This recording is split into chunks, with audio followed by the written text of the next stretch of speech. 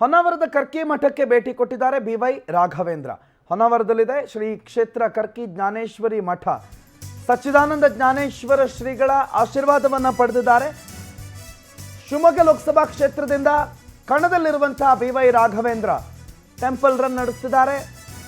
ವಿವಿಧ ಮಠಾಧೀಶರುಗಳ ಬೆಂಬಲವನ್ನು ಕೋರುವ ಸಲುವಾಗಿ ಇವತ್ತು ಹೊನ್ನಾವರದ ಶ್ರೀ ಕ್ಷೇತ್ರ ಕರ್ಕಿ ಜ್ಞಾನೇಶ್ವರ ಮಠಕ್ಕೆ ಭೇಟಿ ಕೊಟ್ಟಿದ್ರು.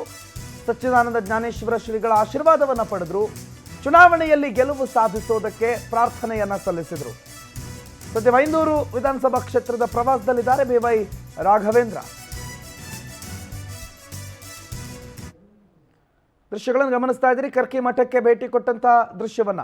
ವಿಶೇಷವಾಗಿ ಇತ್ತೀಚಿನ ದಿನಗಳಲ್ಲಿ ಇಲೆಕ್ಷನ್ ಬಂದಿರೋ ಹಿನ್ನೆಲೆಯಲ್ಲಿ ಪೂಜೆ ಪುನಸ್ಕಾರಗಳು, ದೇವರ ದೇವಸ್ಥಾನಗಳ ವಿಸಿಟ್ಗಳು ಇತ್ತೀಚೆಗೆ ರಾಜಕಾರಣಿಗೆ ಸರ್ವೇ ಸಾಮಾನ್ಯ ಆಗಿದೆ.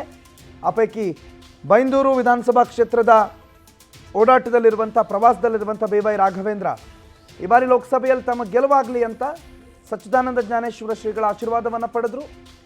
ಶ್ರೀ ಕ್ಷೇತ್ರ ಕರ್ಕಿ ಜ್ಞಾನೇಶ್ವರಿ ಮಠಕ್ಕೆ ಭೇಟಿ ಕೊಟ್ಟು ವಿಶೇಷ ಪೂಜೆ ಪುನಸ್ಕಾರ ಸಲ್ಲಿಸಿದರು.